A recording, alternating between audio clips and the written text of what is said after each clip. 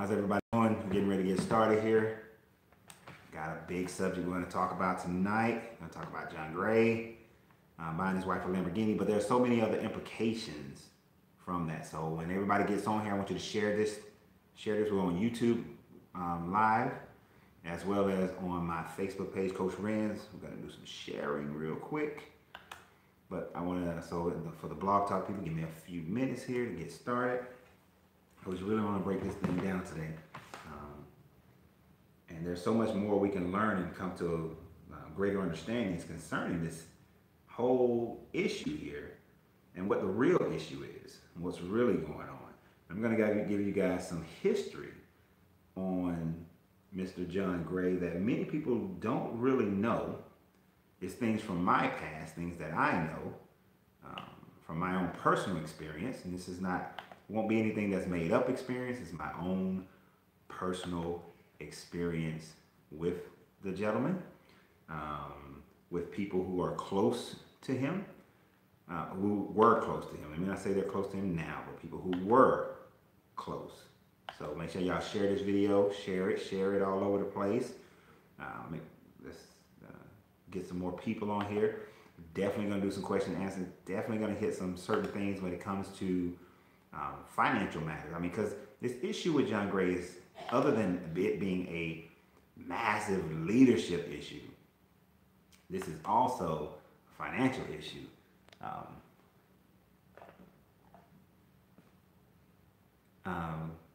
So Andre says, anyway, he can join the video. You know what, Andre? I want to try something. Let me give you the blog talk number, and I'm going to tell you when to call in. But the call in for guests, Andre, is 929-477-3059. I'm going to say that again. 929-477-3059. If you want me to give you that number again, I will.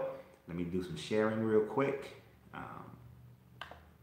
But yeah, we're gonna break this thing down, and I definitely, it'd be great to have Andre on here. His financial information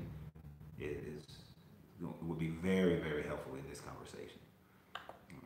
Very, very in detail, very in depth. Andre is the creator of Passport Global. So you see me wearing some of his shirts. And economics is a tremendous thing, especially when we talk about this. Then we're going to talk about the actual biblical issue with what he's doing, the idea of being called, the idea of the optics of a leader doing this. Yeah, give me about 10 minutes. Yeah, call in about 10 minutes. That way I can get all my sharing done, and then we can get into the first preliminary part. I can give you a little bit of history on this whole thing. So I got one more share. So I hope you guys are sharing. I'm sharing. I hope you guys are sharing. You know, and I appreciate everybody who's been listening. And just to give you guys a little bit of rundown on some future shows that's going to be coming up. So January 1st, I want you guys, make sure you tune in January 1st. I am going to do a show on the winter solstice day, the birth of the sun, Christmas Day, as they say. I am going to do a show that night, so I'm not skipping it because it's that day. You know, that it doesn't mean anything to me. But January 1st, I want you guys to be here. I'm going to have two young men here, and these two young men who are they're non-Christian, but they go through. We're going to talk about their experience growing up in this era, not being Christian, and how things have been working for them, how the world looks at them. And brilliant young men. We're gonna break this down. We're gonna let them discuss and talk about how this era of growing up is different than like when I grew up. And also on January 8th, I'm going to have Zaire Sad from Mystic Mama. I'm gonna have her here. We're gonna talk about womb health. And don't think that is just for the ladies. Gentlemen, you need to be here on January 8th when we talk about womb health, because, hey, Lavette, how you doing? Because when we talk about womb health, I want all the women to be here as well, because for all the research, all the information that women think they know about their bodies and what people and doctors are telling you about a woman's body, these people don't know. They don't know what's going on with a woman's body. But I'm telling you guys, I'm not going to say it as somebody else said it, but I got the cookie whisperer. The cookie whisperer is going to be here on June 18th. You know, the P whisperer, she's going to be here January 18th. So make sure you guys tune in for that one. If you're watching this at a later date, you know, go find that video if it's past January 18th. Okay? So I want to start this one out. I'm going to go ahead and get started. I want to start this one out with a joke that somebody said to me earlier, because it plays into the entire idea of this situation with John Gray. Okay, so if I mess this joke up, the person who told me the joke, they can't tell jokes well either. Oh. Let's get down to this. Oh yes, and this is a Riesling wine from Germany. It's really good. I can't tell you guys all my secrets though. Can't tell you all my secrets. But, all right, you ready for a joke? Here's a joke. Ready for a joke? Here you go. Here we go. All right, so you had this lady, and she was I'm messing up the joke myself. So there was a woman. She had a beautiful family, and she passed away, and she died. And after the lady died, she went up to heaven. But heaven was saying that it is not your time, so she was down on earth. And while she was on earth, she was walking around as a ghost. Right? But she didn't want to believe that she was a ghost. She didn't want to believe she was a ghost. And you know what? I messed the joke up already. I messed it up already. So y'all forgive me. I got to start over. Right? It was this woman. She was in her house, and she was feeling like people weren't paying her any attention. And she thought that she was a ghost and that people weren't paying her and didn't see her. Because everywhere she went, people ignored her. So then God came down, and God was speaking to her. And he was saying that, no, you're not a ghost. You're alive. You're not a ghost. You're alive. And the woman said, no, I can't be alive. I must be a ghost because no one pays attention to me. And then God said to the lady, he said, let me ask you a question. Do ghosts bleed? And the lady said, no, of course ghosts don't bleed. That doesn't make any sense. Why would a ghost bleed? A ghost is not a human. They're not mortal, so ghosts don't bleed. And so God said, we've established that ghosts don't bleed. And the woman said, yes, ghosts don't bleed. So then God whips out a knife, and he cuts the woman across her arm, and all of a sudden she starts bleeding. And the woman looks at her arm, and she said, well, I'll be damned. Ghosts do bleed. That is a corny ass joke meant to identify the fact that if you truly want to believe something, that's what you're going to believe.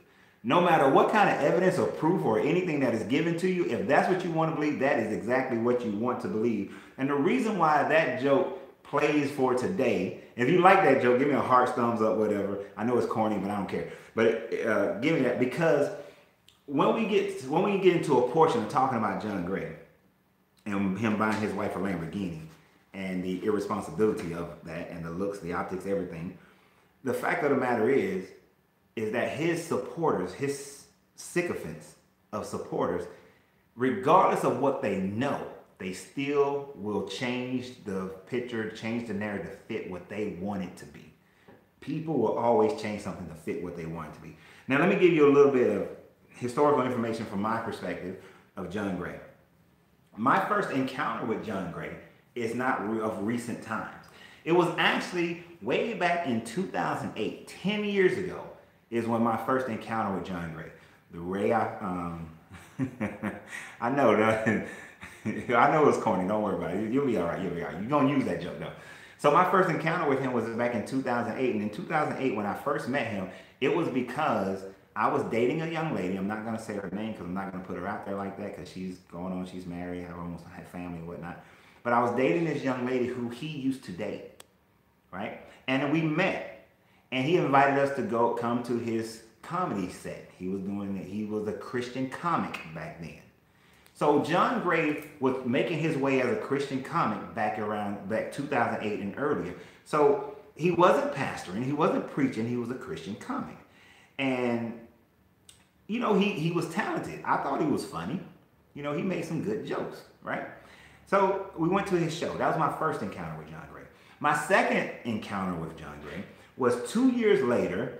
I was with some friends of mine. They were going to, not 2 years, a year and a half later, they went to a church, St. James United Methodist Church in Alpharetta, Georgia. I believe is the full name of it. And they was having a guest speaker, and they was like, oh, this guy's real funny. You may want to come check it out. And it turns out it was John Gray again. And when I was there that time, after he did his youth sermon, he was funny. He was peddling his CD where he was trying to make it now as a singer-songwriter to sing romantic songs for couples, married couples, that weren't gratuitous, that weren't, freak me, baby.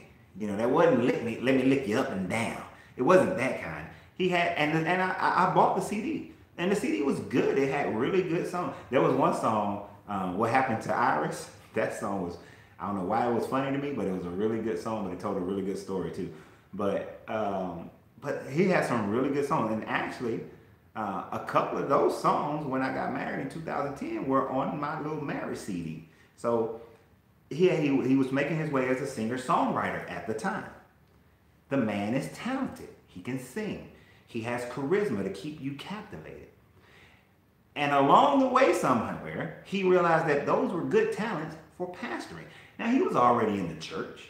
He was doing Christian comedy, making love songs for people who didn't want to hear the let me freak you up and down songs. So he had a talent, but he wasn't making it. He wasn't making that dollar at the time. So somehow, at some point in time, I lost track, wasn't paying attention. He became a pastor, and then he got his own mega church and whatnot. And the next time I see John Gray, he's sitting there with Donald Trump saying that Donald Trump is the best pastor, best president for black people ever, right? So Marcus Johnson said he was very popular in Lakewood and Houston. And that was the thing. He was traveling around, singing his songs, doing his services, making his jokes. He was traveling, trying to find his truth. Now, in that, at some point, I guess he felt like he got called to the pastor, to the preaching and everything. And that's fine. But I have a question for anybody who feel like they got called. See, here's the problem with being called. You can say you've been called. Who can question it?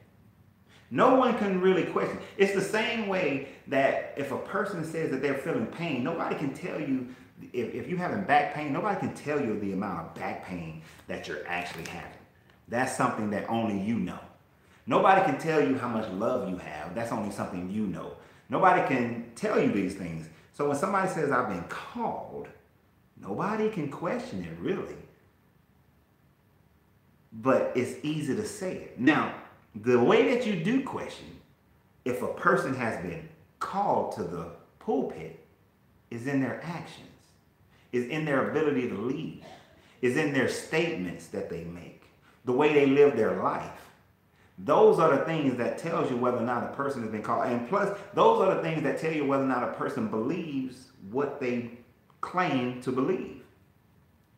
So John Gray said he was called, built the mega church. I don't know if he built it, who built it. I don't know all the nuts and bolts of it, but he's pastoring over a mega church. He's sitting there with Trump saying that Trump is the best president that black people have ever had. He's in a community, in a state where black people are amongst the most impoverished of black people across America. And he decides that it is optically correct. He decides that it is good leadership to buy his wife a Lamborghini.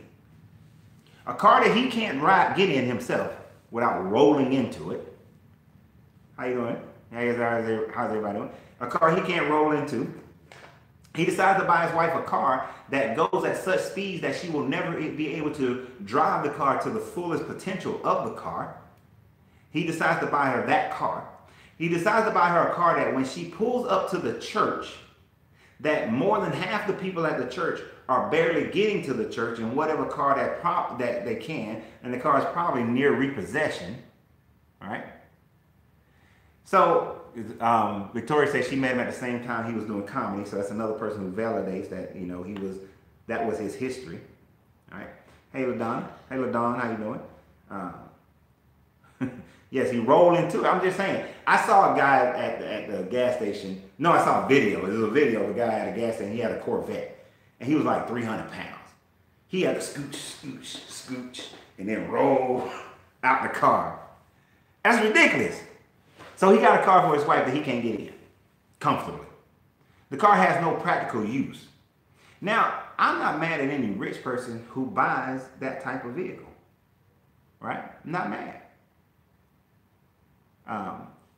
So I'm not mad about that. Andre, I want to try the blog talk portion, Andre, so I can get your voice, because I don't know how to do it on Facebook. I don't know how to do it on YouTube. I know how to do it on Facebook. So Andre, write the number down. I'm going to give you 2 seconds to get yourself ready to write this number down. And then I got to get back into this. All right. So the number, Andre, is 929-477-3059. All right. So, yeah, he rolled into the car.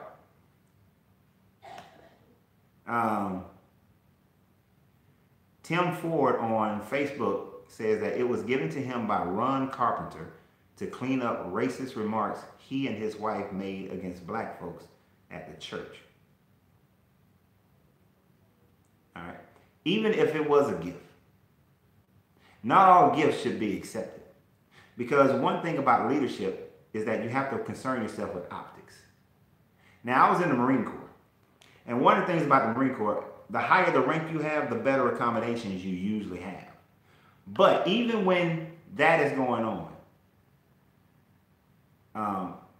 Cornelia put the phone number up. Thank you, Cornelia. Appreciate that. Even with the better accommodations you have, if my troops are living with no shelter have, I'm not going to have an RV pull up. I'm not going to be in a trailer. You know, I may not be in the same condition as them, but I'm gonna be one step up. You don't outpace your people that far. So even if it was a gift, which I'm not 100% sure it was, but I'll take your word for it right now. Even if it was a gift, you say no. You don't accept all the gifts, right? You say no, because you have to know that it's bad optics.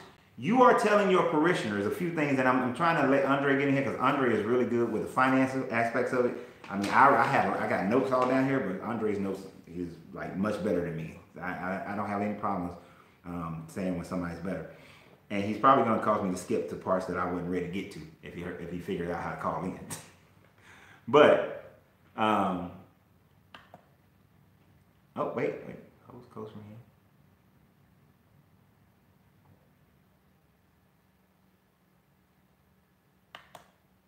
I think I got it. Yeah. So, Andre, you there? Hello? You there? Yeah, you can hear me? I can hear you. Okay, yeah. Once again, thanks for allowing me to even join your show for a second. I'm just psyched that it actually worked. Did you? Andre, you there?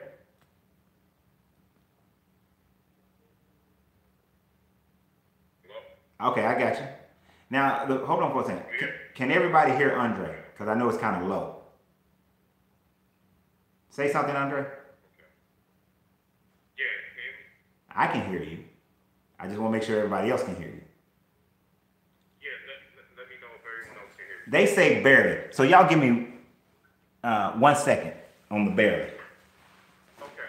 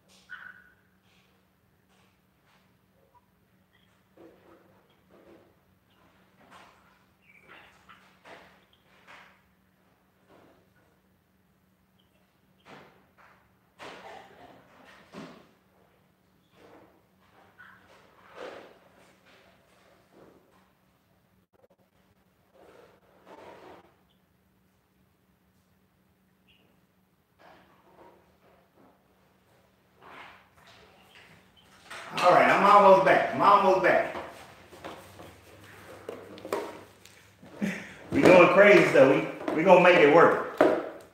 We gonna make it work. I'm gonna apply some speakers.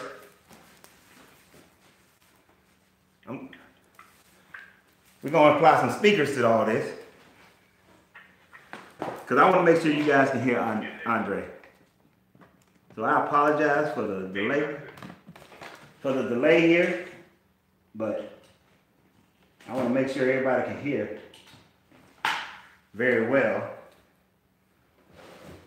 Say something now, Andre.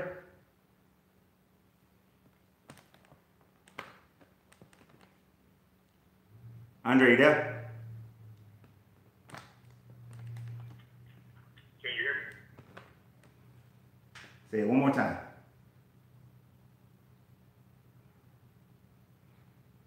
Well, I thought it was gonna work.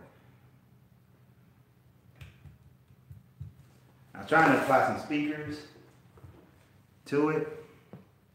Thought that would work. Say something, Andre. I'm here. Okay, we're just gonna go for where we at right now. I appreciate you guys' patience with that. So just speak loud, okay? Yeah. All right. Let me know if they can hear me. Yeah, they can hear you. It's a little bit, but it's good enough. It's gonna be good enough right now. Hold on. I'm speaking loud. I'm on my headset, so it should be pretty decent. It's probably it's my laptop. Okay. Nah, I just wanted to, first of all, thank you for letting me talk on your platform for a second. And the reason why I wanted to join was the conversation me and you had on that Saturday after the investment group that I was a part of even posted it. And I've seen so many black people take up for him not understanding the business side of what he did, you know? And I think the biggest misconception of anyone that has any type of faith, especially in the black community, is that it's not a business. Before it is even faith, it's still a business, i.e. the faith-based initiative that George Bush started. But more importantly, my biggest problem is this, right? In South Carolina, $200,000 can go a long way. I don't mind buying a $200,000 car, but we never see the works of any of these mega pastors of these mega churches.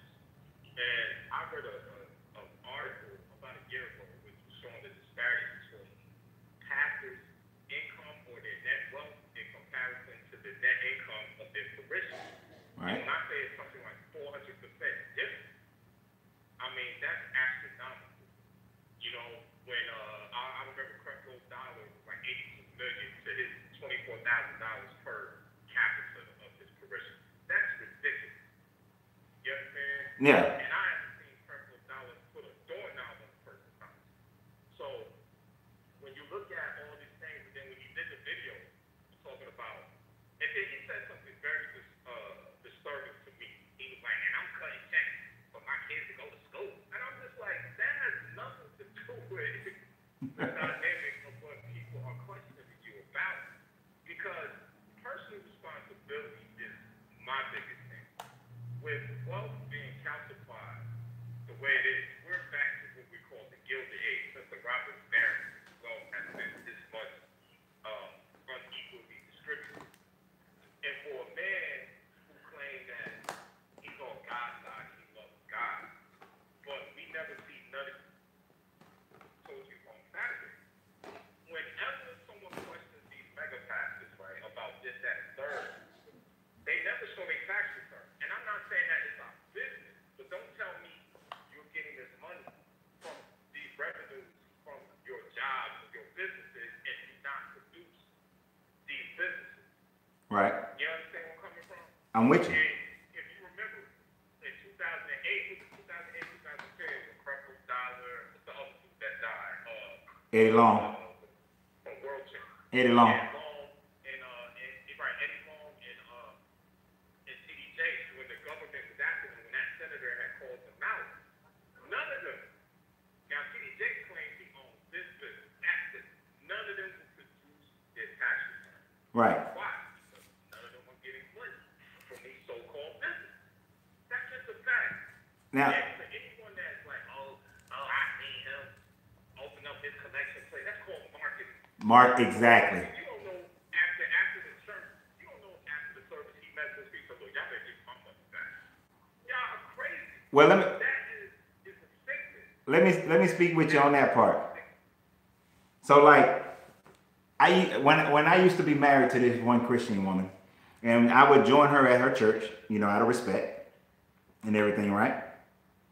Well, and you have to, and like Tim said, Eddie Long was John Gray's mentor.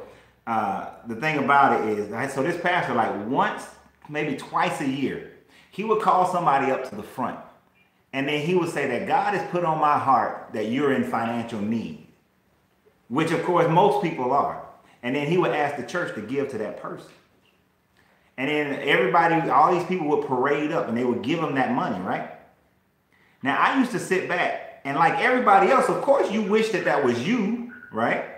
But I sat back and I realized, and I was thinking about it, and I was like, you know what? This is good marketing, because everybody now is walking around thinking that maybe one day it'll be me. I mean, you might do like 2 or 3 people a year, but you always, maybe one day that'll be me. So you think that you now go to a church that cares about the people, because once or twice a year, this man is letting everybody come up and give to this one person out of 500 that's sitting in there, right?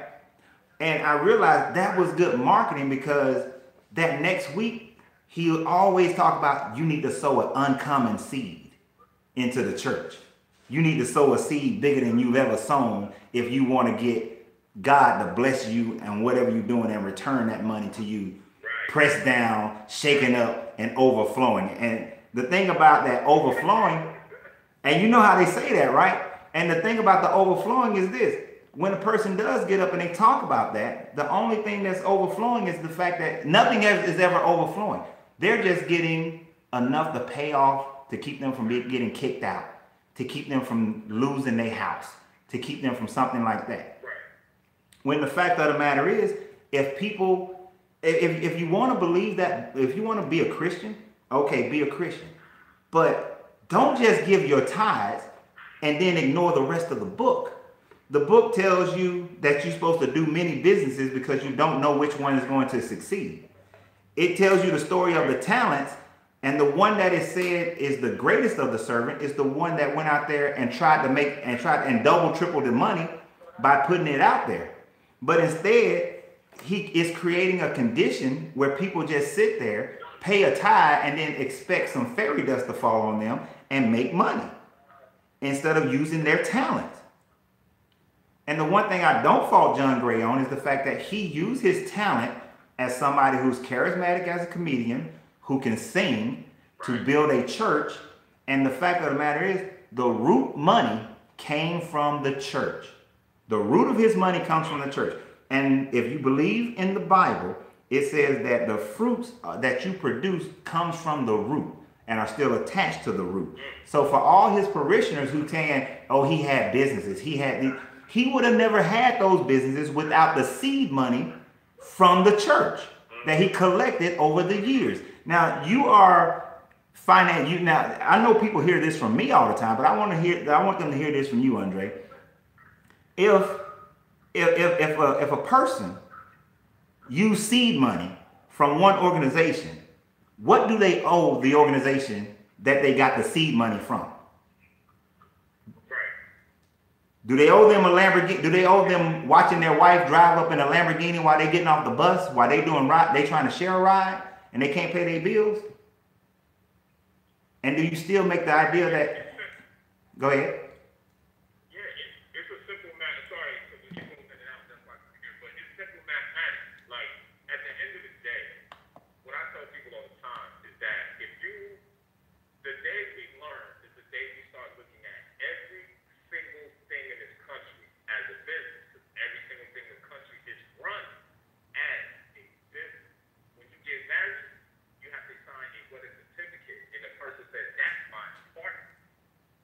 Everything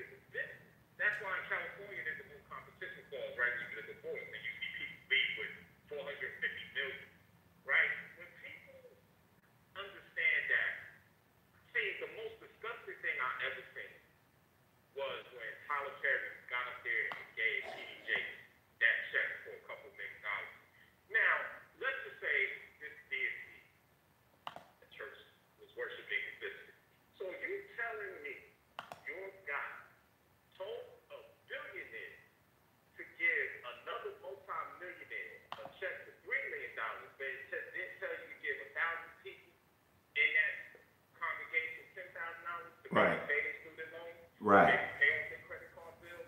Now let's look at it like this. He just did the railway thing in Walmart. And I see people on Facebook and all these social media platforms crying and clapping. I said, you Negroes are crazy. First of all, he has a movie coming out. Secondly, it's a tax write-off. And thirdly, let's black people, let's all use our brains for a second. If he really cared about us, why didn't he say, I'm going to support all black businesses on this thing? Whatever y'all want to buy from a black business, I will pay them. Right. You're going to go pay the Walmart Foundation. You understand where I'm coming from? People don't understand the marketing aspect of it. Tyler Perry is the same person that won't even pay his writers and actors. But you think he cares enough about you to pay off your loved ones? Right. Taxes. And you know the reason why he makes that investment into Walmart, because Walmart is one of his biggest distributors for his DVDs, for his movies. Yes. So it's not about, see, people don't see the coverage. They just see what's directly in front of them. And they're not looking around to see everything else that's going on around them, which, quite honestly, is one of the reasons why they'll sit there and when they see his wife driving this Lamborghini, they actually feel good about themselves because they're saying that God is blessing him. God is blessing her. But I will give him credit. Those early years that I met him, he was grinding out. He was traveling from church to church, selling his CD, had the table in the back, singing the songs from his CD. He was doing his comedy routine. He was on his grind like anybody else in the entertainment business. And if you know anything about that, which I'm sure a lot of people do, most of the time it takes those people years of grinding, years of opening and doing things for free before they ever start getting paid. It takes years of all that before they actually hit it, before it actually hits. Right? So him doing his grind is one thing, but the people in the building, they don't recognize that. They don't recognize that you just can't sit up here and expect this stuff to fall in your lap. It don't work that way. But we don't get mad when it's LeBron. If LeBron bought his wife a Mercedes, a BMW, or bought her a Lamborghini, nobody would say anything because the hard work that it took to become, a professional athlete and those sorts of things, right? We understand that. We respect that. And he made that money and it came from there. But the problem here is that his grind came from the tithes of the church, and without those tithes from the church, there is no TV show. There is no book deal. Sitting there with Trump, there is no second book that's about to come out. So when they say, oh, he made it elsewhere, no, it came from that root. And they blinded by this person. Now they're supposed to be following the book. They're supposed to be following Yeshua. They're supposed to be following Yahweh, Jehovah, whatever name you want to use. They're supposed to be following that. But instead, they're following the man. And the book is so clever to say that if you speak ill against the man, that all kind of jacked up things is going to come towards you. I mean, think about how clever, how intense that is.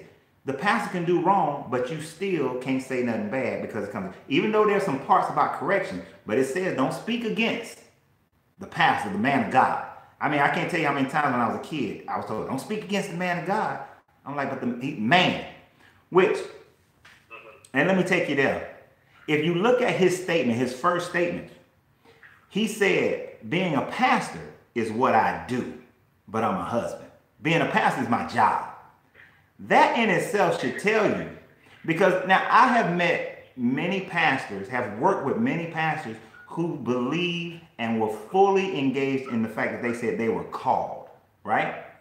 And they have never uttered being a pastor is just what I do. It's just my job. To them, being a pastor is who they are. It's just who they are. But in his response, it was like, that's just my job. I'm a husband. That's just what I do. That should tell people that just like how L. Ron Hubbard said that I want to create a religion so I can make money. L. Ron Hubbard said that. I want to create a religion so I can make money. And he made Scientology. This man is basically following that same premise, that same idea. I couldn't make it as a comedian. I couldn't make it as a singer-songwriter. I can make it as a pastor. It's just what I do. Right. Because he got the talent for it. He got the talent to do it. And it's just what I do. But people won't be able to see that. They won't be able to see past that and recognize the game that's been played on them. Because instead, they should be looking at the story of the talents and saying that, you know what, I need to go ahead and do my thing. I need to go ahead and invest my money. I need to make sure I'm saving 10% of what I earn and reinvest that. I need to make sure that I'm getting the ROI on every dollar that goes out of my house. Right? Like, I'm sure you've read The Richest Man in Babylon before, right? And one of the lessons from that book is that you don't give the charity until you all have already started establishing your financial growth and independence. Yeah. Then you give the charity. Charity comes later, not at the beginning.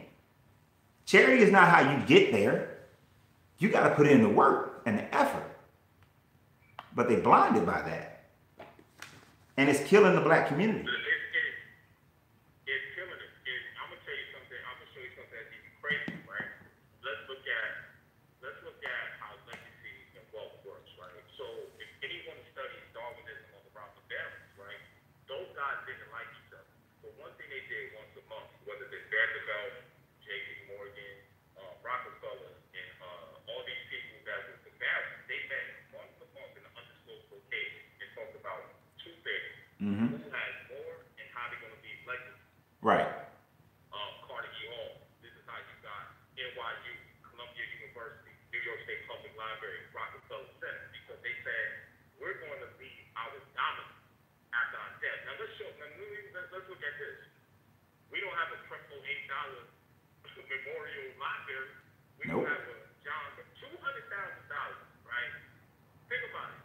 Now I'm not a big fan of what's my man name? Who tried to open up a school? Umar Johnson. You know my man. Yeah, you know my man. Umar Johnson. Umar Johnson. I'm not a big fan of him, right? Now think about this. He tried to collect $1 million. Now just think about this. $200,000 buy a Lamborghini truck.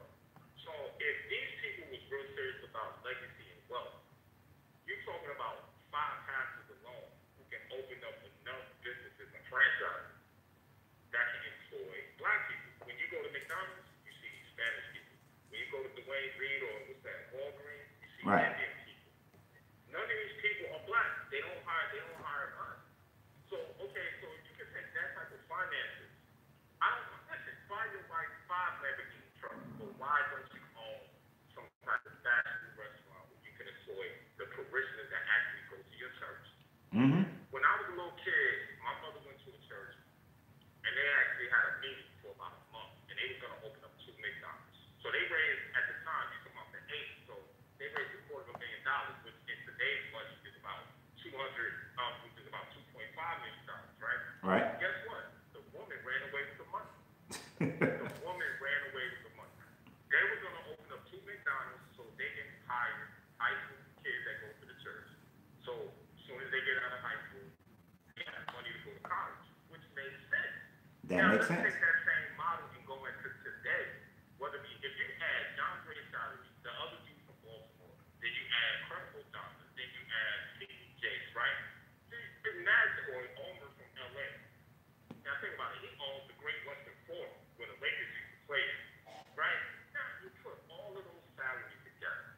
You know how many businesses that can actually bring you out of the $1,700 of the median black family's worth, to at least provide some type of content revenue. But it's a triangle. It's a pyramid scheme. That's all it is.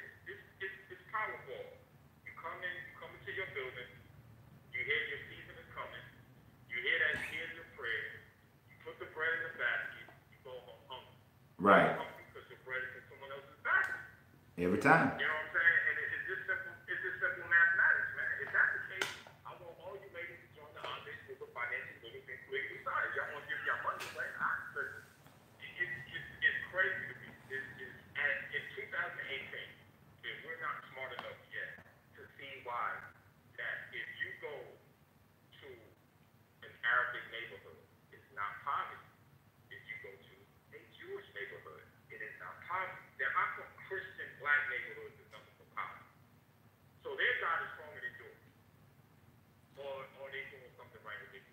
they doing something right with their resources. That's common sense.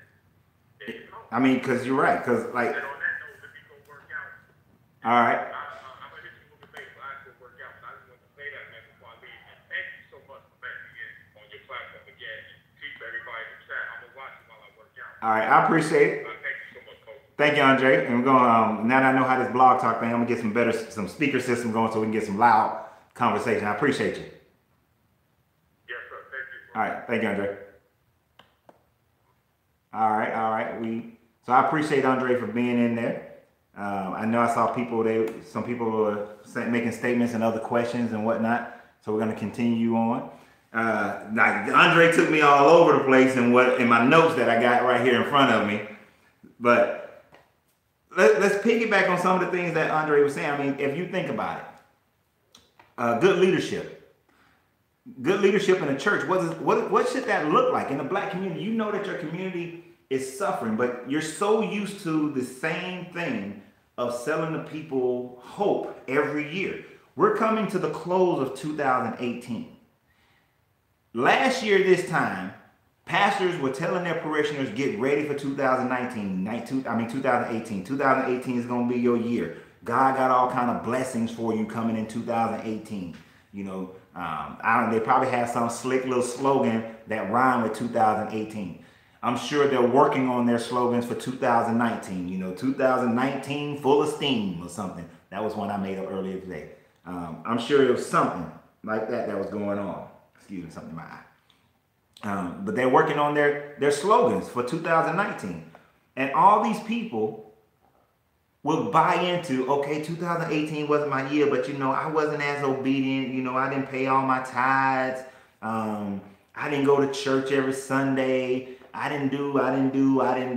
They'll start making up their own reason and rationales why 2018 wasn't their year, instead of recognizing that they just simply didn't learn anything or apply the lessons that they should have been learning throughout the year from the book that they claim to believe in. And it is the poor leadership that is doing this over and over again. Like John Gray is typifying that poor leadership. You know, I want to make sure, I love Q&A, so please just keep asking questions, keep making statements. And my goodness, something is in my eyes and it is burning them. We're going to get this right. Shondell said, but that's the biggest catch-22. If it works, they were right. If it doesn't, you don't have enough faith. And that is true. If it works, they were right. If it didn't work, you didn't have enough faith.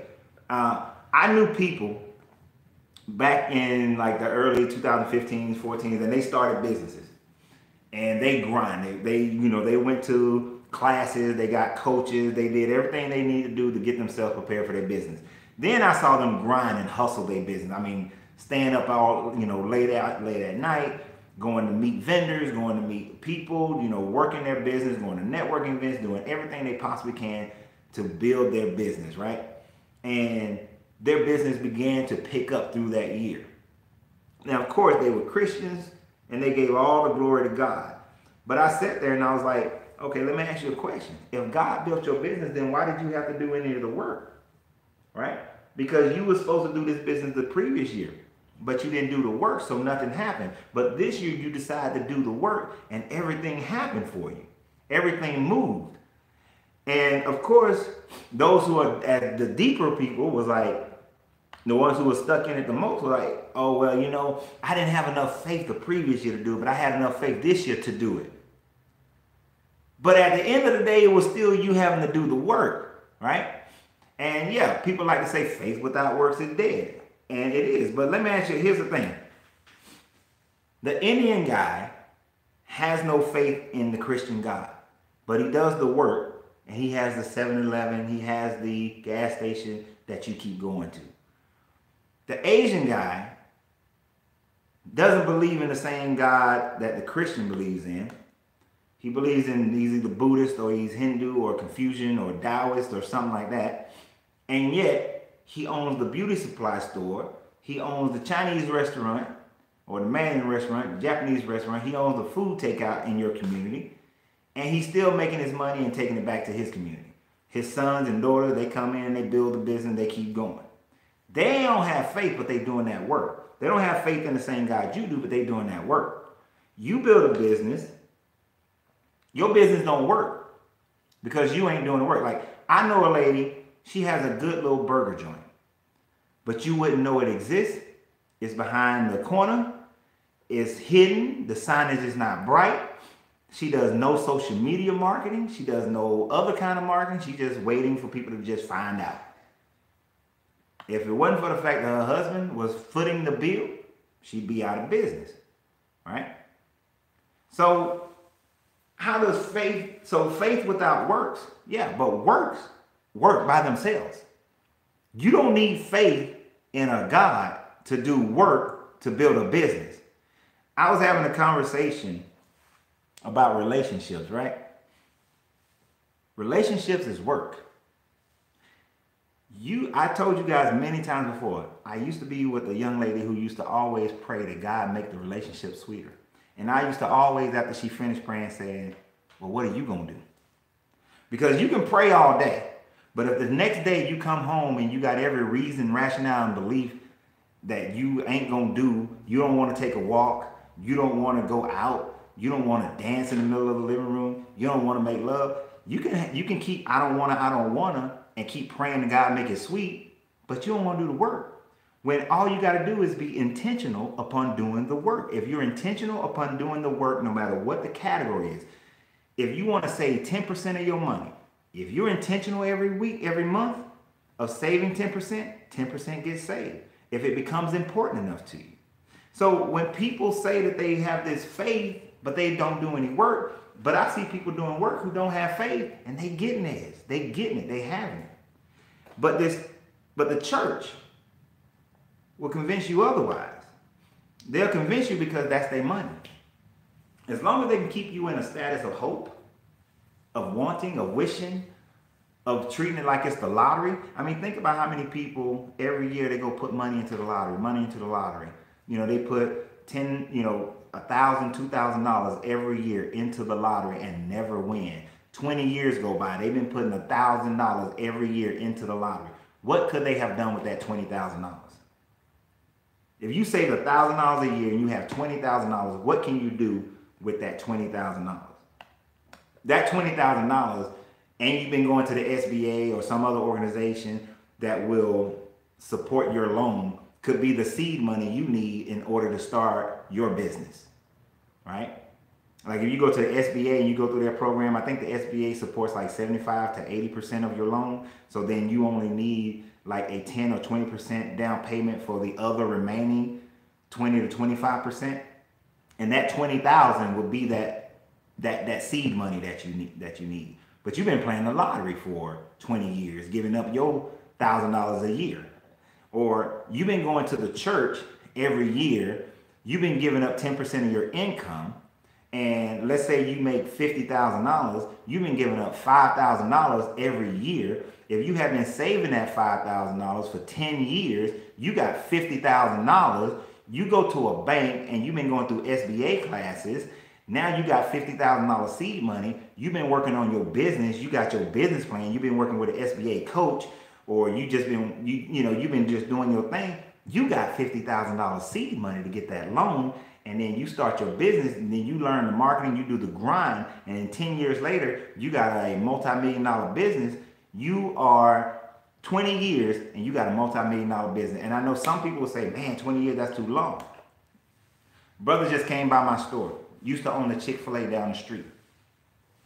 He worked 20 years for KFC as a manager, saved his money to become a Chick-fil-A licensed owner, and then had that Chick-fil-A for 20 plus years.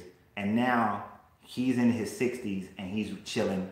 He's retired. He sold it, and now he's living his best life. But he was living his best life beforehand. But now he's living that life. So when you say you ain't got 20 years, you are so short-sighted. You looking for that quick come up. But like I said, you make $50,000, you got $50,000 in 10 years if you save 10% of your income. And if you got patience, you can make it work. Now, I give John Gray that he had patience to keep his grind. But now he's messing up because the optics look bad. Like Andre was saying, $200,000. Let me tell you what I would do with $200,000 if I'm a pastor of a church where I know my parishioners are suffering. Now, I'm not just going to give it to them because what does it say? Give a man a fish, he eats for a day. Teach a man a fish, he eats for a lifetime, right? I can take that $200,000. There's a plaza I'm sure that he can buy or rent out. But actually, I'll take the $200,000, use that as seed money to go get a $1 million loan. Go buy a plaza go buy a plaza, a couple of plazas that are near and in the community. If he's the pastor of a megachurch and in that plaza, he finds other business owners, help them to expand their business in that plaza, puts in a restaurant, puts in a bookstore, puts in things in that plaza that those people would buy, that his parishioners would buy, and then advertise to his parishioners that, hey, this plaza is owned by the church or this plaza is owned by me. And we put other members of the church have businesses in there. We want y'all to go and support those businesses because we want to circulate it. Now, these business owners, I've told them that as they hire people, they're going to hire people out of this church in order to work that plaza. That's what I would have done with $200,000. That would have been seed money to build something in that community, to give people jobs in that community, hire the teenagers in that community. Now, the thing about it, if a church is doing that, that church gonna grow. Because everybody wants to make sure they got a roof over their head. Everybody wants to have clothes on their back. Everybody wants food in their mouth. They want a car to drive. They want to have a decent life. Everybody don't want to be rich. They just want to live and have a little bit of comfort. But if my church is providing jobs, my church is helping business owners develop their business, and then those business owners are providing jobs, people gonna show up. Even people who don't believe what you believe, they're going to show up, and then you can teach them more about what you believe. But the most important thing, you're showing good leadership, and then you're showing what your book tells you to do. And when the man said that being a pastor is just my job, it's just what I do, he's already told his people he don't give two rats' asses really about them. Because that's y'all just his job. If somebody from his church ever watched this, I want you to understand, you are just his job. And when you get mad at me for saying it, I'm just repeating what he said. And it's not taken out of context because it's exactly what he said. That being a pastor is just what I do. It's just what I do. I own a gourmet popcorn shop. That's just what I do, right? What I am is an entrepreneur. But a gourmet popcorn, that's just what I do. I like it, I do it. There's a bunch of other things. It's just what I do. But who I am is totally different. It's German wine. This is who I am. And yes, this is a salad dressing glass, but it's a nice glass. I really like it. So, like I said, he threw me off. But I would invest in that. Now, I want to talk about how people invest. He's just selling hope. That's right. He's just selling hope. That's all it really is. Let's see. Let me see what some of the people have been saying on Facebook. I mean, YouTube. All right, Facebook. Y'all better catch up now. YouTube people talking over here. I said that if I have faith on my job, I will be dead almost immediately. Verify.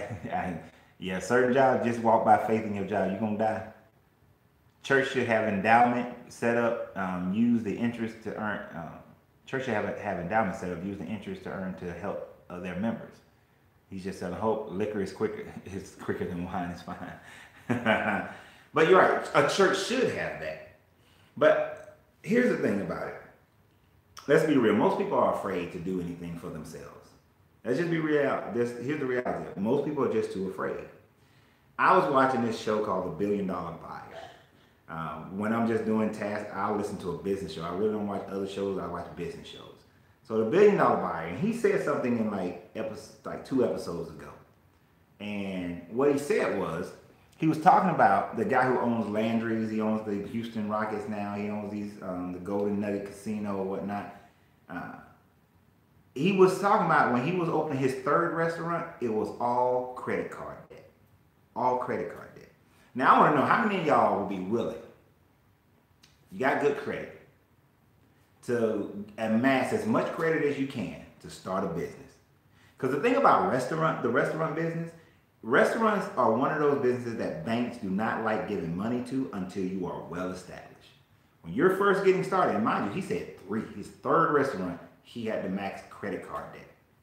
And he did it, he grinded, and he built it. He owns like all the Bubba Gump restaurants and like Landry's and a few other restaurants, chains that he owns as well. A couple of casinos. So, I mean, he's made things work for himself. But the point was, that's what he did. When I was doing my research for gourmet popcorn, when I went out to Las Vegas, there's a shop called the Popcorn Girl. I met with them for about 4 hours, and they gave me a lot of information about the popcorn industry. And one of the things that I discovered with them is that they went into $75,000 of debt on credit cards, straight up credit cards, to open up their gourmet popcorn shop. How many of you are willing to do that for your dream? Because it is my belief that most people are so afraid, and especially black people. We've been conditioned to be so afraid. Every time I talk to, and I hate to say it, let me not say every time because that's too finite, but quite often when I'm having open discussions with our people about starting a business, their first thoughts is about the business failing. It's about losing their money. It's about losing their house. It's about being in a whole bunch of debt. You start talking about going to get a loan for the bank. Oh, but you got to pay that back. Yeah, you got to pay it back. But you're getting a loan to make money. But if I said I give you a loan to go buy a car, you go buy it. If I say I'm going to give you a loan to go buy a house, you'll go buy it. Your car is not going to make you money. Your house is not going to make you money. Realize that a house is only an asset once you sell it, rent it, or Airbnb it. Well, that's renting as well. Sell it or rent it. That's when your house is an asset. When you're living in it, it's a liability. Even when it's paid off, you still got to pay taxes, you still got to pay utilities, it's a liability. Unless you use it to borrow against, then it's an asset. Any other time, it's a liability. Your car is a liability from day one. It loses value. And then, unless you're driving Lyft and Uber, your car is a liability. But if I said, hey, go take out a loan to start a business, start your restaurant, open up your gym, your yoga studio, whatever it is you want to do, you're afraid of losing. But when you buy the house and the car, you're losing. You're already losing. That's a loss, right? At least if you go and start a yoga studio, the yoga studio could grow and buy the house, buy the car. You get a return on your investment. Most people are too afraid to do that. And the church know it, which is why they're not teaching it. And they're not going to teach it. Now, some people are going to say, oh, my church, they have an entrepreneur week. A week? Every Sunday they ask for that tithe. How about every Sunday they tell all the business owners in there to stand up and they have a catalog of those business owners and tell everybody to go shop with those business owners? How about that? If you can ask for tithes every week, you can tell your parishioners to shop with the businesses in your church every week. If a pastor is watching this, I dare you to every week, right after you ask for your tithes, I'm not even going to tell you to stop asking for your tithes. Right after you ask for your tithes, let's get your money first, pastor. Get your money first. But right after you ask for your tithes, I want you to tell the people, we have a list of all the business owners. Tell the business owners to stand up. Every one of you parishioners should be shopping at these businesses. Before you go buy your hair supply from that Asian dude, go buy your hair supply from that dude over there. Before you go to another restaurant, that couple over there got a restaurant. Before you go and buy your car from that dude own a car dealership. Do that every week. Two things are going to happen. One, people are going to start buying from those businesses in their church. Two, people in your church are going to start starting businesses because they know that the church is going to support their business. But why does that not happen? Please, somebody tell me why that does not happen. Why it doesn't happen. So, to go into more debt, too rich for my blood. Now, you can't be scared of debt. Rich people use debt to make money. Now, I don't go into debt for stuff that ain't gonna make me money. I wouldn't do that. Unless I got the money to pay it off. Like the way I use my credit card, I use it, yeah, put a big chunk on it. I don't wait for the payment date. I made a payment today on my card, and I'll be making another payment on Friday. As money come in, I make payments on it. I use it, and then I pay money on it. But you can't, if you're afraid of debt, you're gonna have a hard time becoming wealthy, right? So setting up an LLC is a good thing, right? Bankruptcy, okay, if it doesn't work. Most folks are afraid of the risk. Setting up an LLC is good, especially if you set up your trust first and then set your LLC up in your trust so that you have asset protection away from anybody suing you. And then bankruptcy, think about it. Everybody else uses a tool, bankruptcy as a tool. Why are we not using bankruptcy as a tool? Bankruptcy is not a get out of jail free card. It's just a financial tool that you use. So when I left New Horizon Computer Learning Center as their sales manager, I went over to Solid Computer Decision and became their sales manager. The guy then decided he wanted to expand to 36 stores, 36 schools. He had 6, he wanted to expand to 36. Spent way too much money, he filed bankruptcy. At the time of his filing of bankruptcy, he owed me like $12,000 in salary. 2 years later, I got a check for like $3,000. After the bankruptcy and they sold all the stuff, he just reformed the company under a different name and opened up another computer training school, right? So you use it as a tool. One of my clients, when I first started really coaching a decade ago, more than a decade ago, almost 15, 16 years ago, filed bankruptcy, but we went through a process where 6 months after bankruptcy, he was back at like a 700 credit score because we used it as a tool. Rich people been using it as a tool over and over again. You can't be afraid of it. And Marcus said, now you're taking away from God's tithes. That's why I said, don't tell the people to shop at the other businesses. Get your tithe money first. I know, Pastor, you need your tithe money. I ain't gonna mess with your tithe money. Keep your tithe money. You need to keep that rolling in. And you know, they ain't bringing you food like they're supposed to, and goats and cornmeal and all that. They bring you money, but keep your tithe money. But I'm saying, if you are a pastor, see, the leadership is for it. When John Gray told the people to come up and take money out the basket, that was marketing. That was marketing. How often he ain't doing that every week. That's not happening every week. That's gonna happen once a year, once every 2 years, once every 5 years. That's not happening every week. It's good marketing. But the story, the emotional story of that will carry week after week after week after week. When people invite, you need to come to my church, and my pastor John Gray, and let me tell you about my pastor John Gray. Let me tell you what he did. You know, he was in church, and everybody was in need, girl. Everybody was in need, and it was close to the Christmas season, and everybody was in need. You know how it is around Christmas season. You want to get toys for the Larry and all them. And he said, y'all just come up. If y'all got issues, just take whatever you need from the place. He didn't even like give you a limit. You just came and take what you needed. And girl, there was plenty in there. There was plenty in there. And I went up there, and I didn't want to take more from God than I really needed. Because, you know, my electric bill was just $300, so I just took $300, and I figured I could make it out the rest of the way. And I just came there. So you need to come to my church, because, you know, my church, there's a man of God up there, and they just giving to the people, and they just making sure that everybody's taken care of at the church. And at the same time that she's saying that, her damn light bill is probably getting ready to get turned off next month. Because she ain't learned nothing. She ain't learned nothing about how to pay her bills.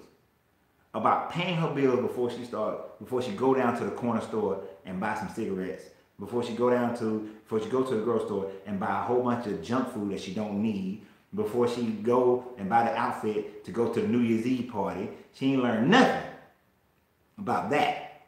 See, good leadership in the church would have a focus on teaching the people how to have a better life today, a better life now. If the book says that the kingdom of God is inside of you and all around you, that the kingdom of God is here, is now. So if the kingdom of God is here, it's now, then why aren't the churches teaching people how to obtain it here and now?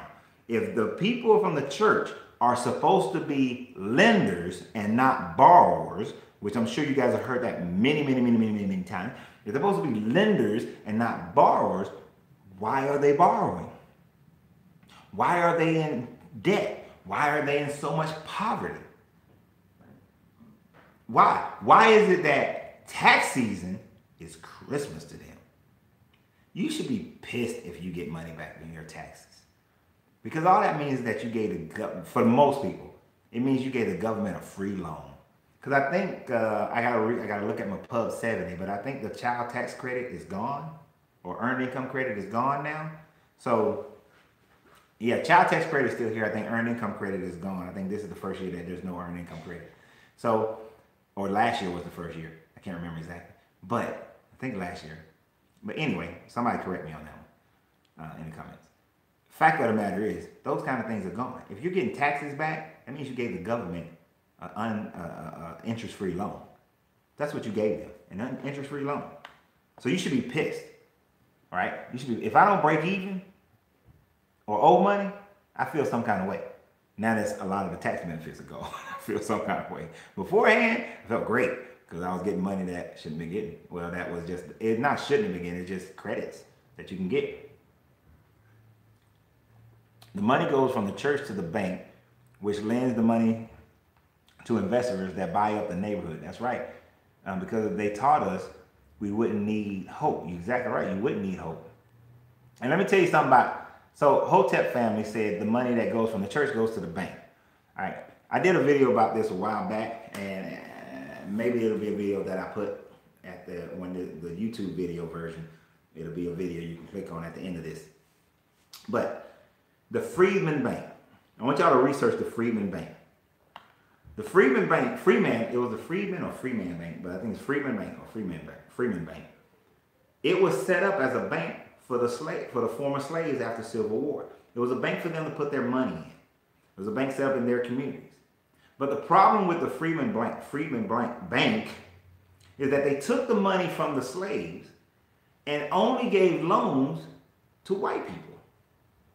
They wouldn't give loans, for the most part, to the slaves who was putting money in the bank. And the money went to white people, and the white people bought property, the white people built businesses, the white people grew their economics, they created legacy for their family. But that is the same thing that's happening today, not only in the church, but also in the black bank. So, a couple of years ago, I went to a black bank here in Atlanta. This is before everybody did the whole, let's go put our money in the black bank. I went to one of the black banks here in Atlanta. And I asked them, I said, okay, I want to expand my business in the next couple of years. This was 4 years ago, matter of fact. I know it was 4 years ago. I want to expand my business in the next few years. This is the state of my business right now. In 3 years, I'll be able to move from this current location, which is not that great. What are the standards that I would need to meet in order to get a loan from you guys to, to expand my business? They gave me their criteria. It was pretty steep. So then I was banking with PNC at the time. I went to PNC and asked the same question. Their standards was less. Bank of America, standards were less. Because I was banking with both of them, actually. My personal was at Bank of America. My business was at PNC. So the standards were less. And in today's world, I go to Navy Federal, the standards are even less. So why would I put my money in a black bank who has higher standards to prevent me from getting a loan when I can go to Navy Federal, Bank of America, PNC, or Wells Fargo and get a loan with lower requirements? Like, they needed for me to have a 740 credit score. The other people only needed me to have a 700 credit score or a 680 credit score. Fifth Third Bank actually only needed me to have a 640 credit score, right? So why would I go to the black bank? The church is acting the same way. They take the money and instead of building their own bank, their own credit union, which they are taking in, these megachurches especially are taking in plenty of money to do that, and some have, but then what are the criteria for you loaning money to your parishioners? You should be setting up that bank and making it easy for your parishioners to buy the houses in the neighborhood so that they own the property in the neighborhood, so that they can say, this is my house. You know, people do better when they own the house they're in. They take better care of the house, generally. They take better care of the neighborhoods. They care more about crime rates. They care more about the schools. People generally care more about their communities when they own the property. So if the church was trying to help build a bank, buy the properties, sell those properties to your parishioners, and then you build a better community, a stronger community. But nah, they rather sit up there with Trump talking about he the best president of black people ever. Ever. Lincoln didn't want to free the slaves. He said if I could keep the Union without freeing the slaves, I would have. Lincoln wanted to send all the slaves to Liberia. And if he would have lived, I'm pretty sure he would have sent the majority over there, which would probably be better off, even though Liberia did get kind of screwed up because I went and evacuated Liberia in the 90s. Ooh, it's kind of hellish, but there are plenty of other countries over there, and Liberia is getting much, much, much better today. But Lincoln, in my opinion, is a better president than black people than Trump. And that's saying a lot. Because he didn't really want to do much for black people. So that's saying a whole lot. Right? And if some of you guys know, I am so thoroughly disappointed in that dude, Trump, because I believe the hype of his ghostwriter on his books from 20 years ago. Most black pastors don't live in the neighborhoods where they go to church. And that says a lot. And most of them don't. They won't. Because they know the neighborhood where their church is, they know that they can feed off those people. You know, they're like a succubus. You know, they can feed off them. They're leeches. You know, they just drink the blood from those people. And they cycle them as well. After a while, that person moves and they church hop to another church, and then others hop in. And they suck the blood from those people. The only people they talk to and they deal with are the other people in their church who are wealthy or who are making good money. They deal with them. They talk to them. They do deals with them. They work with them. They are favorites of them. I told you guys about the guy who owns the Chick-fil-A. I like him and his wife.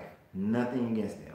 They belong to a pretty big, good-sized church here in the part of the town that I live in Lithonia, Georgia. I was talking to them one day about the whole process of why their pastors,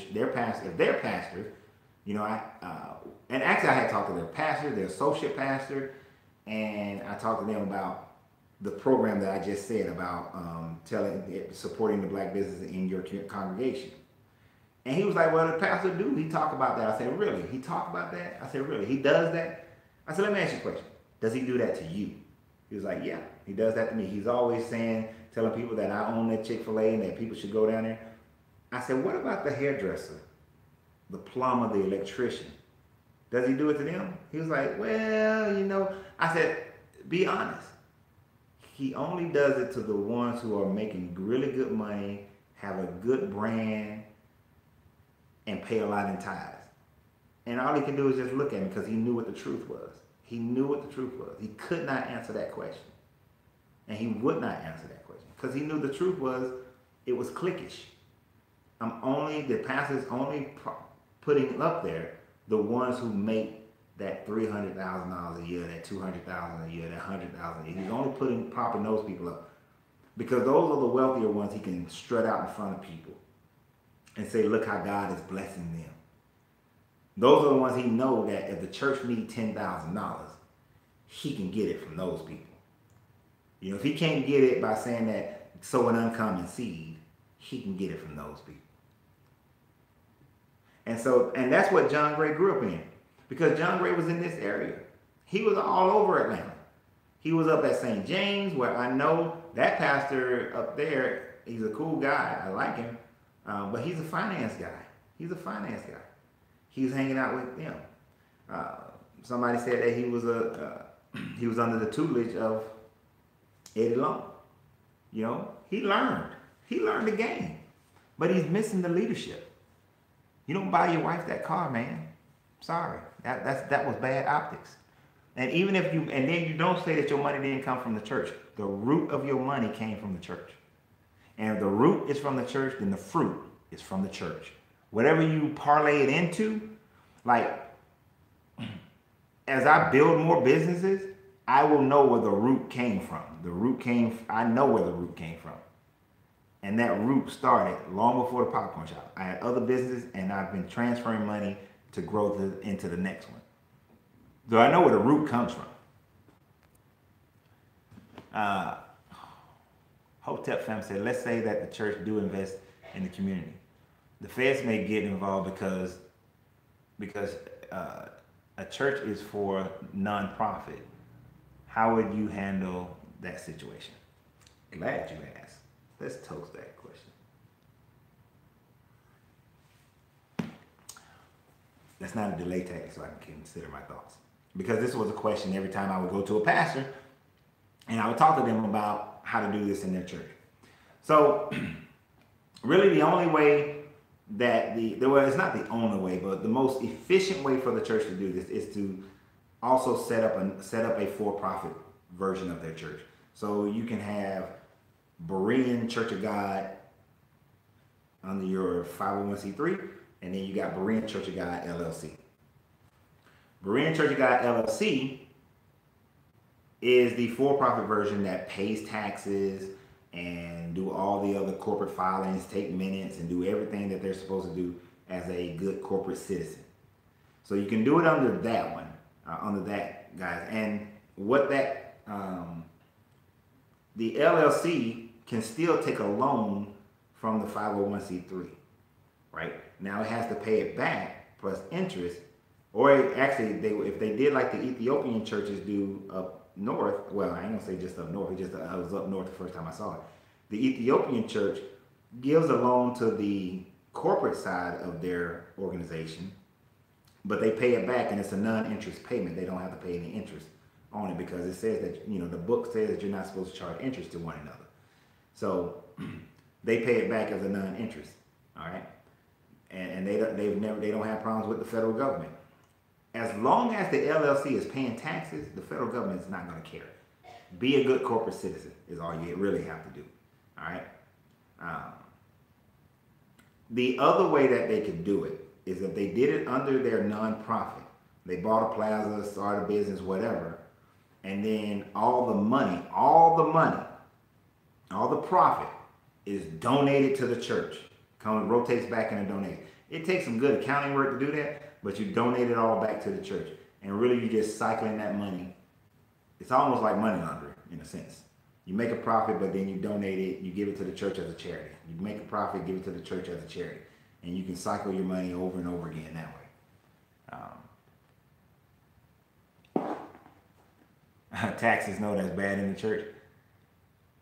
Yeah, it is. They think about it. And see, that's the problem. They think about it as a bad. Because I had one pastor, he was like, well, I don't want to do the liability of that. And I was like, well, that's why you have, when you set up an LLC, just like for the nonprofit, you got insurance on the church.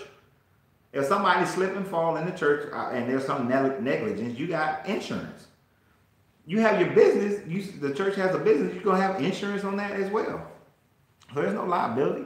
And then as far as promoting other people's business, you have it in there, big bold letters, however you want to do it. The church is not responsible for the work conditions, ethics, job done by these businesses. We're not endorsing them in that format, right? So there's a way.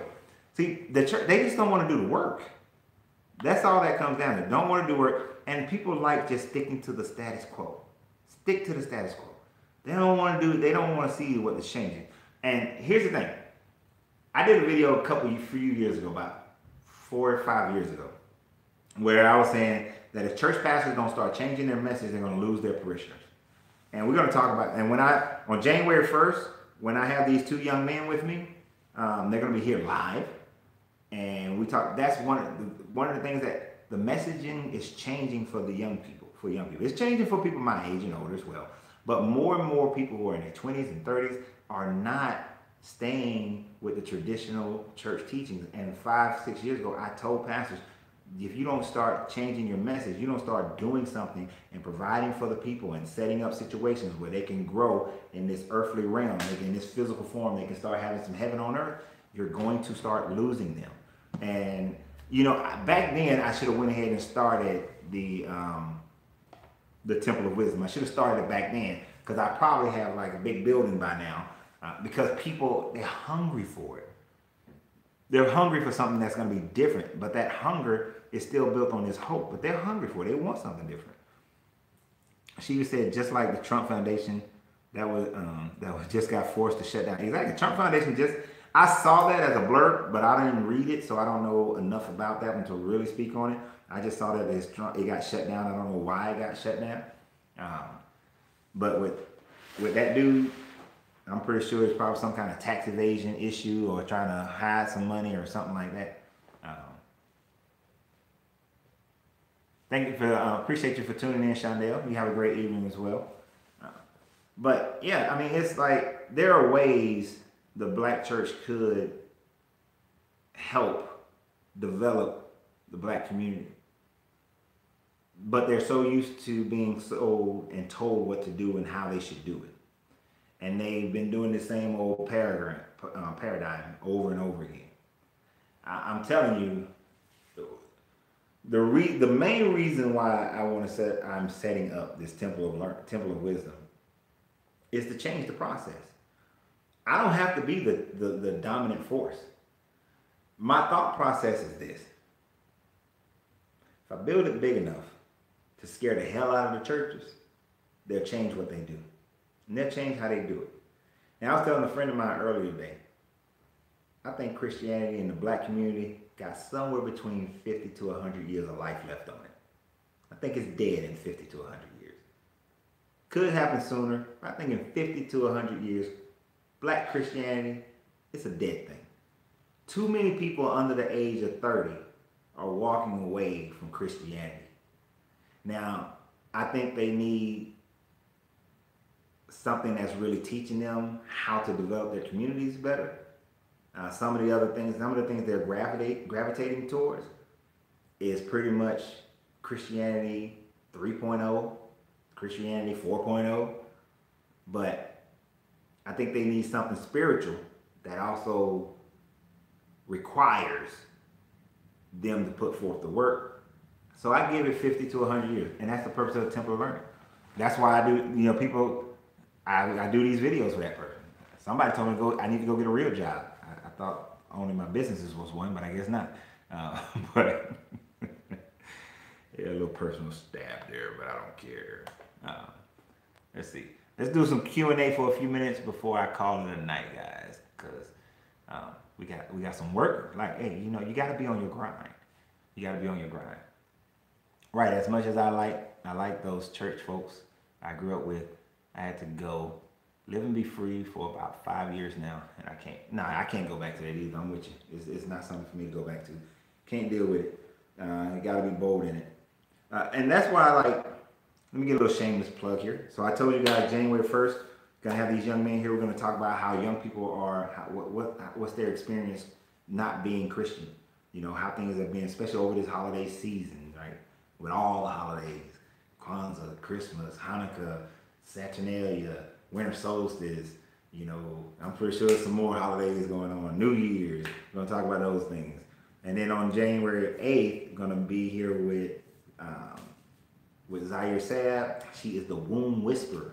She's gonna tell you ladies really how to take care of your womb, your vajayjay, from a very spiritual but natural herbal point of view.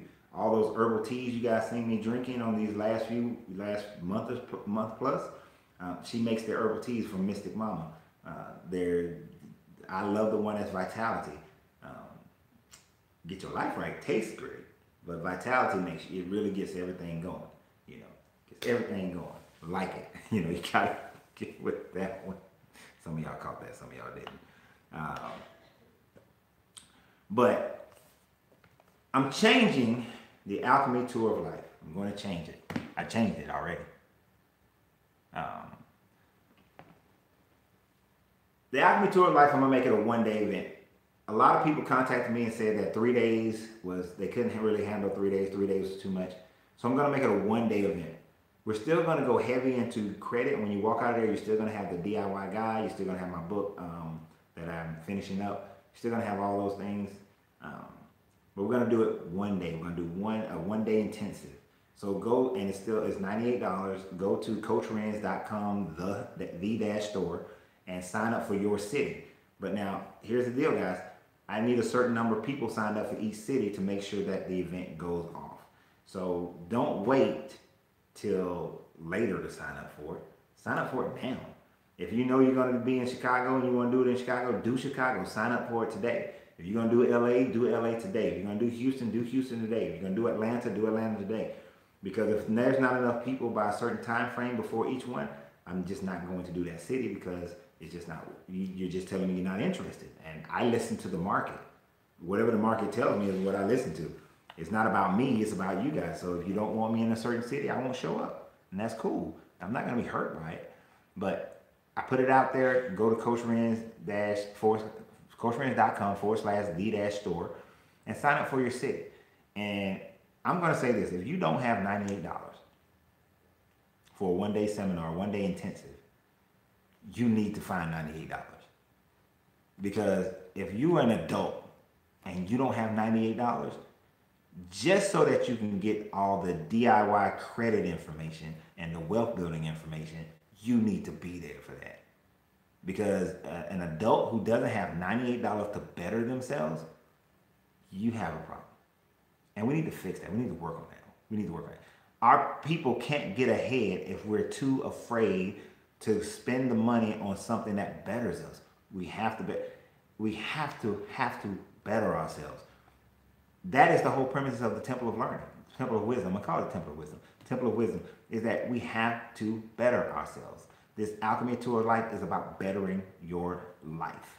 All right, and I want you guys to be able to better your life. Imagine yourself after you leave the alchemy tour of life that in 2 months or less, your credit score has went up 80 points, 100 points, 200 points.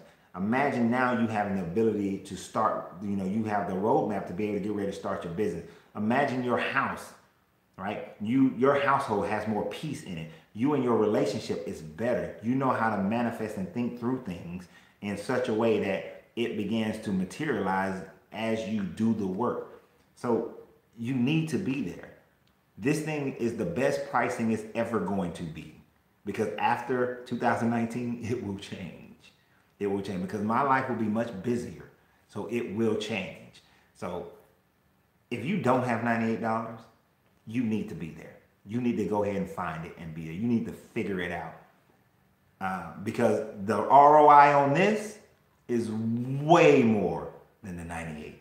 Because when I'm done, my expectation for what you should go do, for what I expect you to go do, my expectation is going to be high. And I'm collecting all your information on all your emails. I'm going to be checking on you.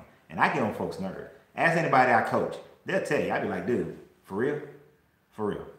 Seriously. I was coaching one of my clients the other day, and I was like, he almost got punched in the face. He almost got punched in the face. Because I was like, come on, man.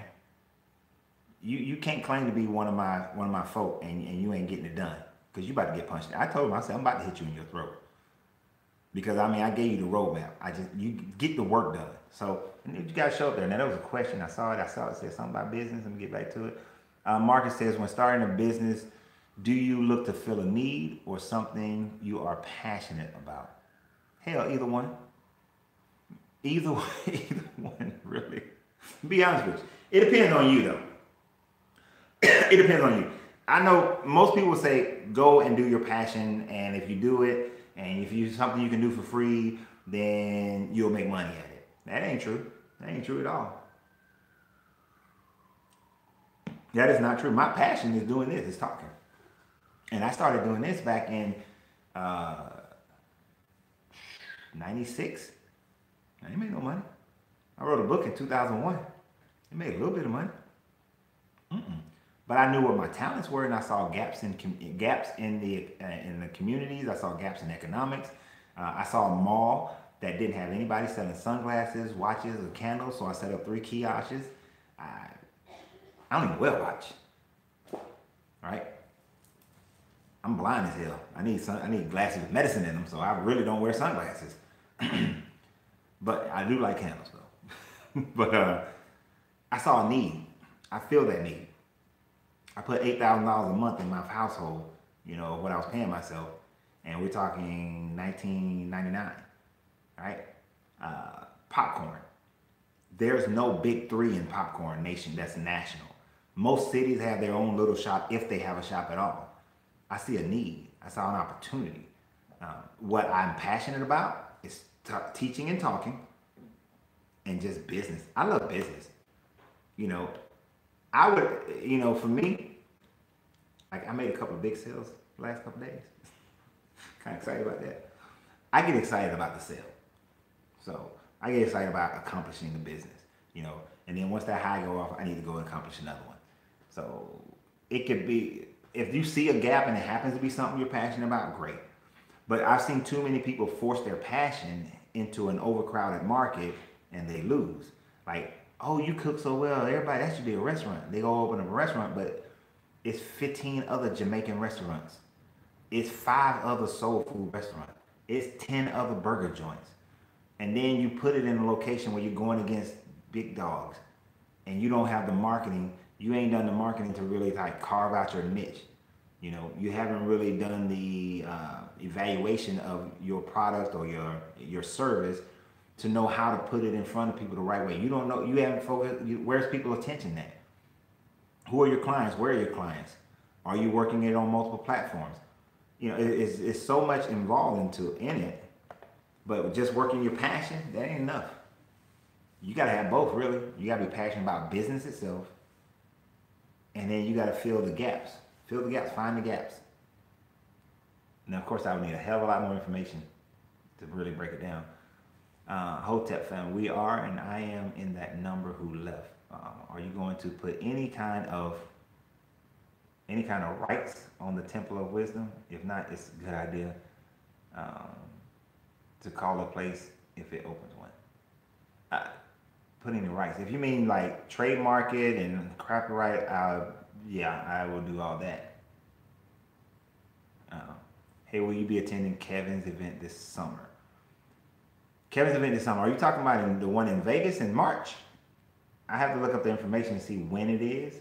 If that's what you're talking about, if it's something else, but that's March. March is not this summer. So I don't know what event he's doing this summer yet. I've been running and gunning for the last few weeks that me and Kevin haven't had our normal little conversations. So tell me what the summer event is. This may be unrelated. I hate how this stuff disappears. Maybe unrelated to the topic at hand. However, I have devised a plan to raise $30 billion and would love to build with you on collection and implementation. How can I reach you? My email address, masteringyou10@gmail.com. Hold on, let me see it. Nope, I can't do that. But it's mastering, MASTERINGYOU. This is all one word, YOU, the number 10, 10 @gmail.com. That's the best way to contact me. Cornelius laughing, thanks, yes. I don't know what else you laughed about, and I said so much stuff. In addition to the Alchemy of Life Tour, can I still sign up for the Financial Alchemy program on your site? You sure can. Now, when you sign up for the Financial Alchemy program, I'm telling you, I'm gonna be on you.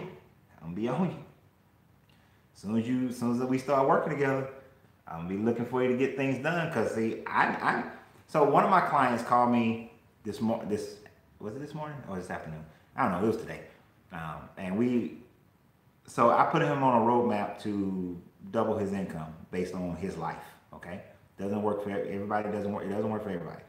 But I put him on a roadmap to do it. He took the risk. He took the risk and he did it. And he just called me today. Even though I told him we'll have a powwow in 2 weeks to kind of evaluate everything. He called me today. And he's like, it's already been better than what he expected. Right? So if he hadn't done what I told him to do, I'd punch him in his throat. I only punch guys. Maybe in March 2019. Yeah, I saw him talking about, I know he's talking about Vegas for a meet and greet in March 2019. I got to get the dates because I'm looking to be in Miami on March 22nd, I think it is, or something like that. I think, March 22nd for Alchemy Tour of Life. So if it doesn't interfere with that date, then I will do my best to be there. So let me find out. All right, appreciate it. You have a great evening as well, Hotep family. Okay. You said you're not 27, Nick. You're not scared? Good. I don't want you to be scared. You shouldn't be scared.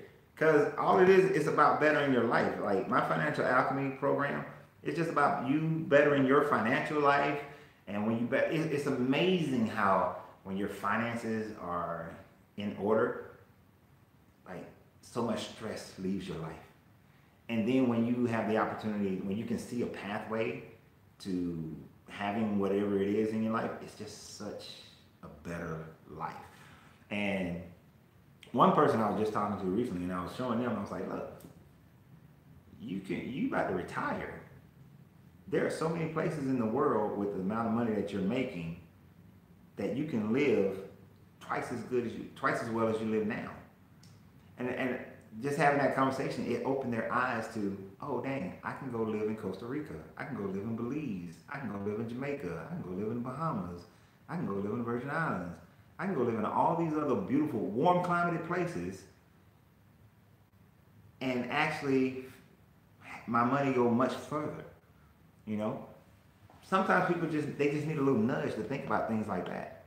But it was a great conversation because y'all know I can't live in America. I gotta go. Appreciate you for being here, Marcus. I appreciate that. But yeah, I mean, it's a beautiful thing when you start getting that right. You start changing the way you function, changing the way you live. You know, it's a beautiful thing. That's why. So let me give a couple more. Let me reiterate a couple of shameless plugs. Remember, I want you guys here January 1st. Now, December 25th, Christmas Day. You know, the Sun Reborn Day. We are going to. I'm still going to be here for that day. We're gonna have that'll be our final day of the year because the next show will be January 1st, and we're gonna do a little recapping of the year. That's definitely a part of it. We're gonna recap the year. This has been a very interesting year for me. So we're going to recap the year. We're also we'll talk a little bit about this whole thing being winter solstice celebration in Saturnalia. And don't y'all be out there having no orgies for the Saturnalia now. Y'all keep it clean. But we'll talk about that a little bit. I'm pretty sure some other craziness will come up. I got like notes for about 10 other videos that I'll be producing. But we can talk about business, finance. We're going to just kind of like Q&A, throw a whole bunch of things out there on December 25th, because that's going to be our end of the year, our last official show. Now, whether or not I do another just live, that probably, I do lives just out the blue. But, yeah, so I appreciate you guys. I don't know if Charlie is still on Facebook, but if she is, or she comes back and watch this, I'm just saying, I'm looking for my video. Young lady, I'm looking for that video. So when she ordered popcorn from my shop. I ain't seen the review video yet that she promised me. So I'm just saying. I'm just gonna put her out there on Front Street like that. Cause I can. Let's see. You guys got any other questions? Any other questions before we get it going? So I'm gonna check in with Kevin, see what day his event is in March. That would be kind of cool. I wouldn't mind going to Vegas again.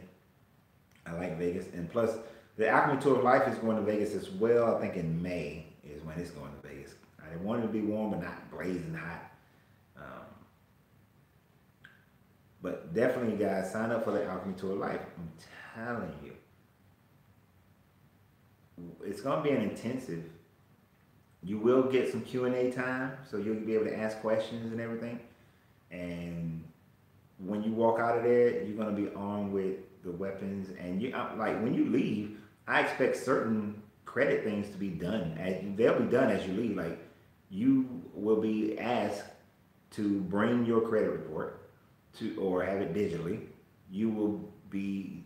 I will insist that you bring envelopes and stamps, because there are some letters that we're going to send out that day. We're going to send some letters out. We're going to send some challenge letters out. We're going to send some other clean off your credit letters out. Some of you will take some additional steps depending upon where your credit is right now. Some of you will take some additional steps to better your situation.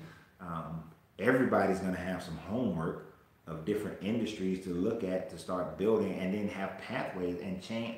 And the main thing is I'm going to change your way of thinking and change the way you operate with your money and your budget, as well as change how you think about everything. Think about your money and your budget. how you think about your relationships and your love life, how you think about your health, and how you conduct yourself on a daily basis. We're going to break those things down in such a way that by the time we're done, your life will be better. So the first one is February, all right, in Atlanta. But like I said, if you know you want to be there for whichever city you decide, sign up now. Sign up now, because if I don't have a certain number for a city by a certain time frame, I'll cancel that city. And I'm not going to feel bad about it. I'm not going to feel bad about it.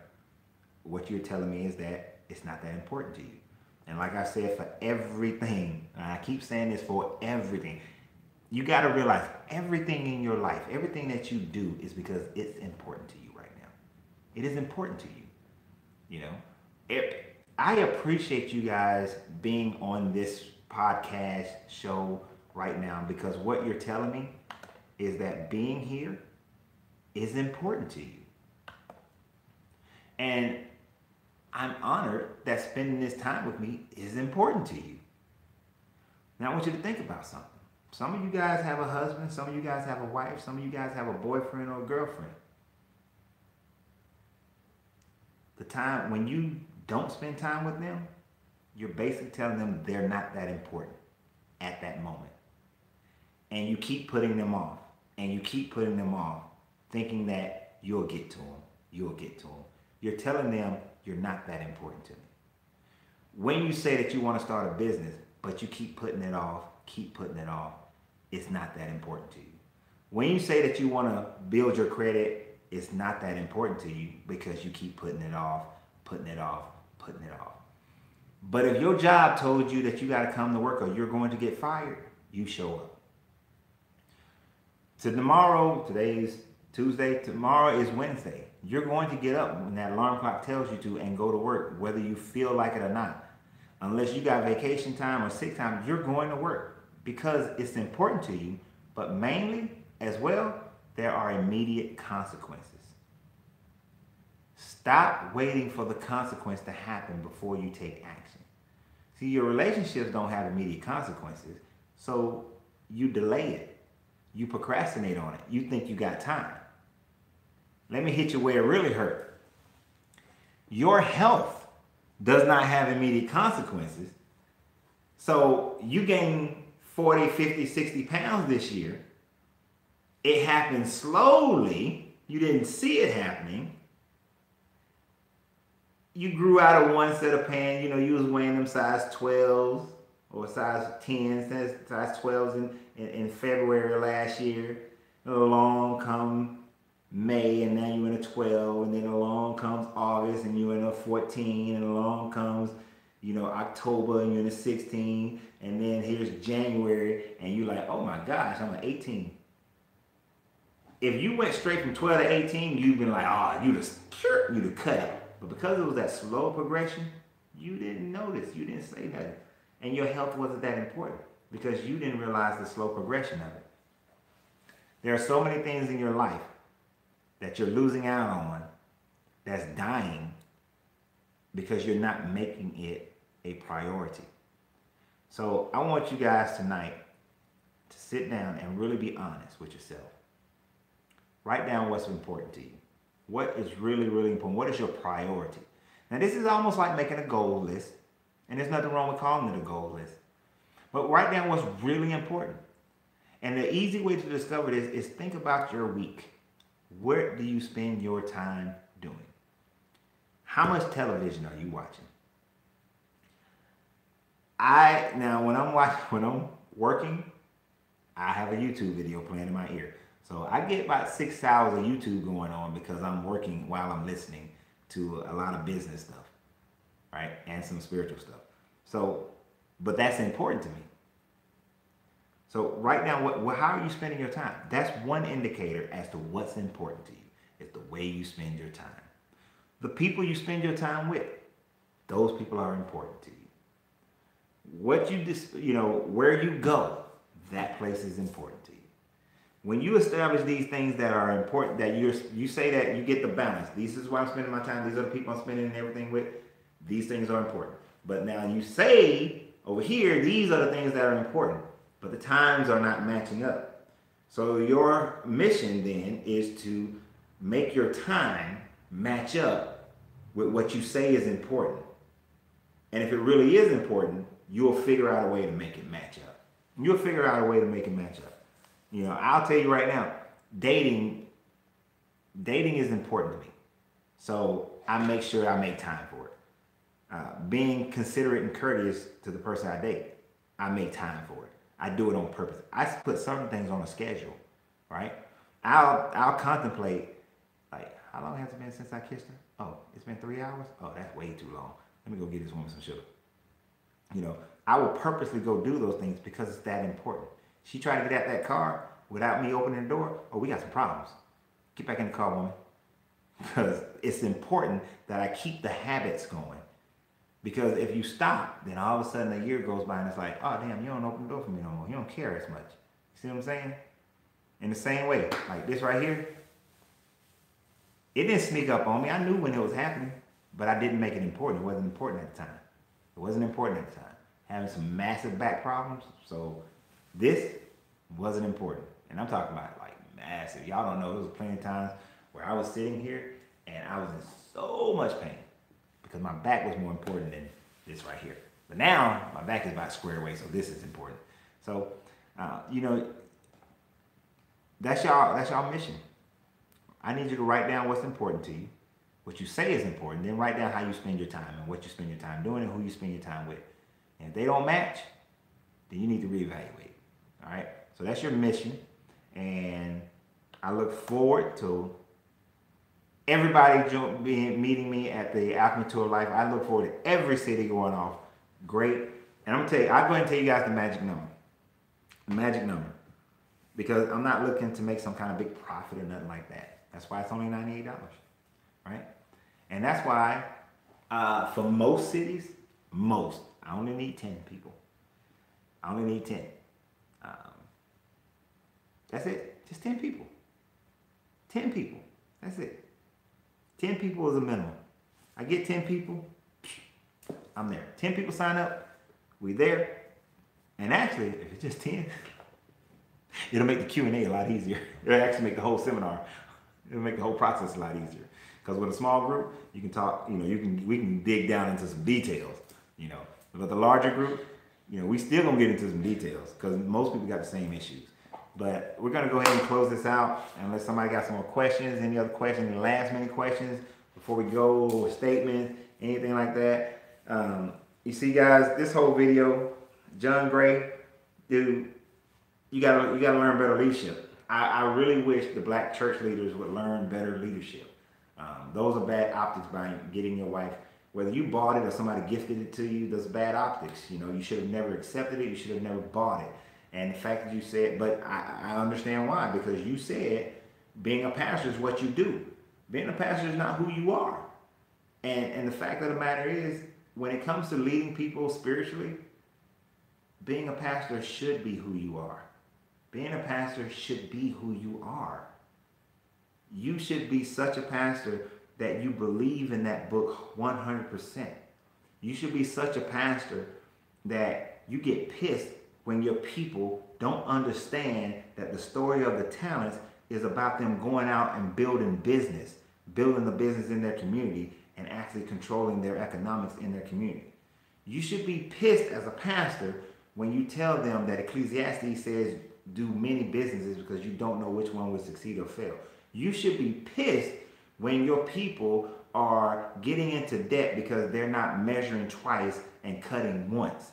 You should be pissed when they're not following the financial guidelines and wisdom in the book that you claim to believe in. But like you said, being a pastor, it's just what you do. It's not who you are. Because being a husband is who you are. And trust me, I know the girl you used to date. I dated her.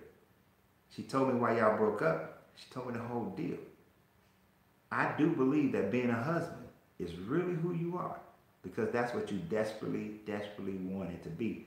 And you're probably doing a great job at it. I'm pretty sure you're probably doing a great, she's just made the comment of how that would be a dream. And you did whatever you had to do to get it. I ain't got no fault in you at that one. But the Bible tells you that whatever the root of the tree is the fruit of the tree. The root of your money came from the church.